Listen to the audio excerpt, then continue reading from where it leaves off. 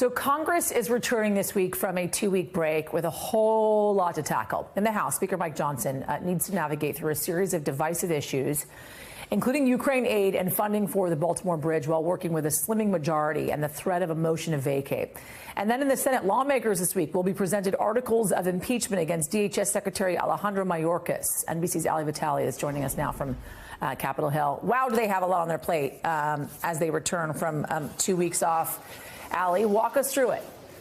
A lot on their plate, Yasmin. Senate comes back this afternoon. House comes back tomorrow. I admit, I think a lot of us are probably going to take a pause, try to go outside in a little bit and see what we can see with the eclipse. I have my themed moon and sun earrings on just in case so that we're in the spirit here. But the to-do list is lengthy. I mean, put it back up on the screen. We can walk through each one. You've got Ukraine and military aid, which has a million different threads baked into it. Renewing the surveillance program, FISA, that's going to be a focus early part of this week.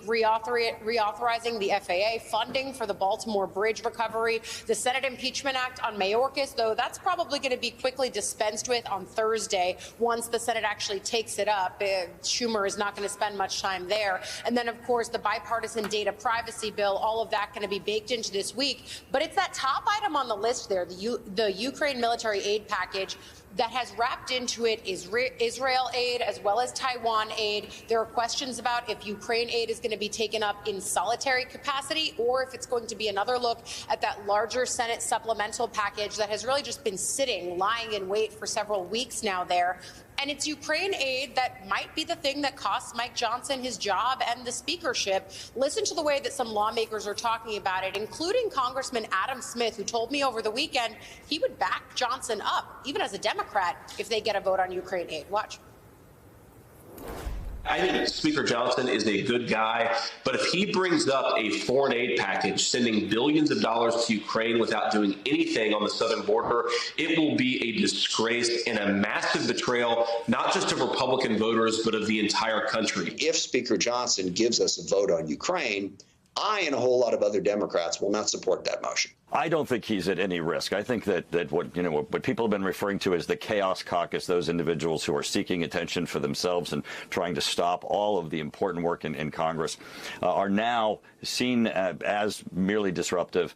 So, Yasmin, the first guy that you heard from there, Senator J.D. Vance, not involved in the House process at all, but indicative of the way that some more right-wing House members are talking about the role of Speaker Johnson here. They don't want to see a vote on Ukraine aid. And in large part, that's why Congresswoman Marjorie Taylor Greene is dangling this idea of a motion to vacate in the first place. But then, of course, you've got the dynamics within the more establishment wings and the majority of the Republican conference. People like Congressman Mike Turner saying, I don't really think that this is going to go anywhere. I think that the conventional knowledge around the motion to vacate is that. But hey, there could be Democrats coming in to back them up here, too.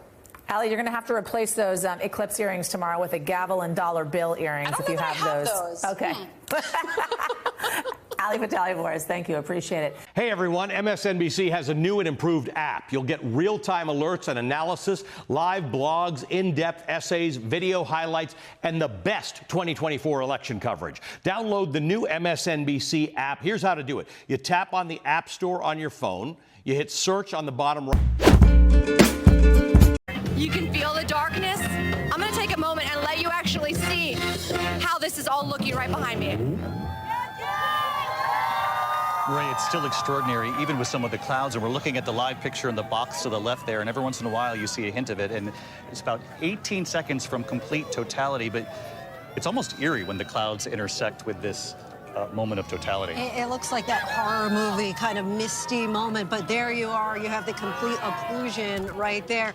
And it's interesting how it varies from place to place, because for Matt, we saw that 360-degree sunset.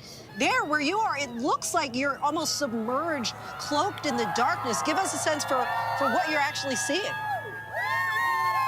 I want to show you exactly what it would be like if we didn't have the light on us right now. So let's just go ahead and turn that light off. It is absolute darkness.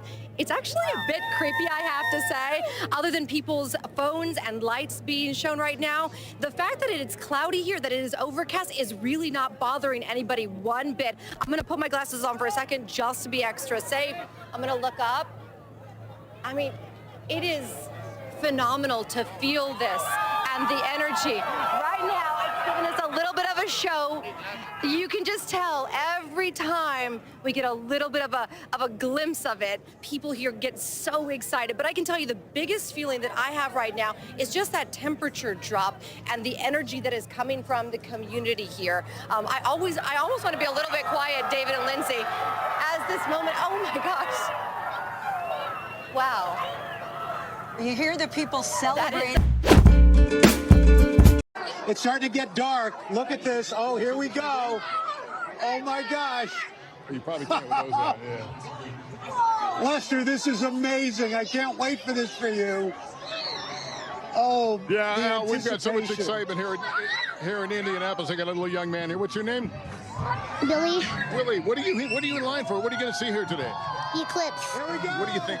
Tell us what an eclipse is. So the moon is gonna come over the sun. That's exactly it. Well, thanks for being here. Enjoy. Maybe we'll talk to you on the other side of it, because right now, where Al is, they are in totality, I believe. Oh my God, almost, Lester. There it goes. Yeah. Woo! Oh. Yeah. There are the beads. There are the beads. We saw, oh, look at this. Look at this. Whoa. Yeah. Oh, look at that. We've got our glasses off right now, Lester, looking at the umbra, and it is just amazing. Oh, look, we can see Venus. We can see Venus over there. What's that? And Jupiter is to the left, so we can see Jupiter to the left, Venus to the right. Oh, wow. How exciting is this, Doctor? This is so exciting. I want to see every eclipse. We're going to be eclipse junkies from now on.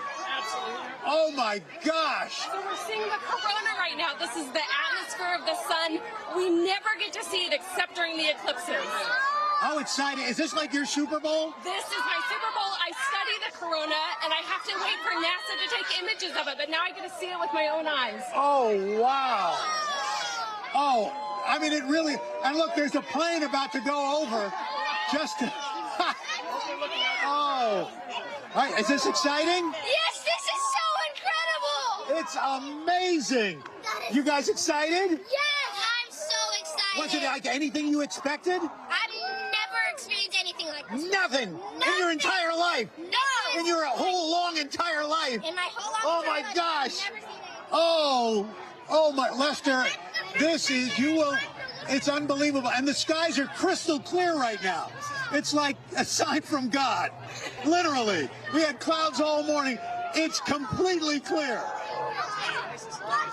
The clouds meet the moment. Awesome. Oh my gosh, Lester, it's everybody's looking. It's still dark. I mean, it's like nighttime. I'm sorry.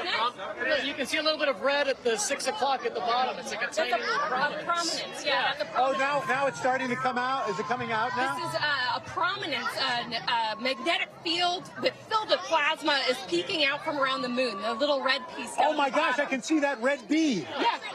That's something you can only see during an eclipse unless you have really special equipment. To see it with your eyes, I mean, it's eyes you can see. So the prominences sometimes explode and have coronal mass ejections that come towards the Earth sometimes, and they can interfere with our electronics. So those are the kinds of things that NASA studies, those prominences. Oh, do you think you're going to get a treasure trove? Joe Biden has spent $7 billion of your tax money and has produced only 7 stations in 2 years. There are more ways to move electricity than there are to move than there are to move liquid fuel. You know, that's why my house in Michigan, I can fill our hybrid plug-in electric with electricity. Obviously, I can't do that with gas at my house. Truckers are bashing Biden's EV push in their industry, saying electric big rigs are a pipe dream. Watch this. There was a company in Joliet, Illinois, was going to put a terminal in for 30 trucks. The city said you can't do it. You're going to use more electricity than the entire city of Joliet, Illinois. Our newer trucks will have to have a longer than usual warranty. They're going to add that into the pricing of the trucks. Yeah. Which, for smaller trucking companies, they're not going to be able to afford it, and so they're just going to have to. We're just now a week away from the start of jury selection in Donald Trump's hush money trial. Joining me now is former federal prosecutor Paul Butler and MSNBC legal correspondent Lisa Rubin. And Lisa, first to you, because we understand there was another filing today from Donald Trump, a last-minute motion just today. Sounds to me like this could be, however you want to interpret it, more delay, perhaps, but I think it's a change of venue from Manhattan. Is that correct? There are two things, Andrea, going on here. First of all, these are not motions to Judge Juan Merchan, who is the trial court judge here. This is a request to the appeals court directly overseeing him. That's the Appellate Division of New York and what's called its first department. And there are two requests in there. One is to change the venue of the case. The other is to terminate the gag order that you know Trump is very upset with. And on both of those bases, Trump has actually sued Judge Merchan himself under a feature of New York law called Article 78. That allows a litigant to sue a state or local government for unlawful action. He's tried this before with Judge Arthur Engoron during the civil fraud trial. Now we're seeing it play out in the context of his criminal case, Andrea. Hey everyone, MSNBC has a new and improved app. You'll get real-time alerts and analysis, live blogs, in-depth essays, video highlights, and the best 2024 election coverage. Download the new MSNBC app. Here's how to do it. You tap on the App Store on your phone. You hit search on the bottom right.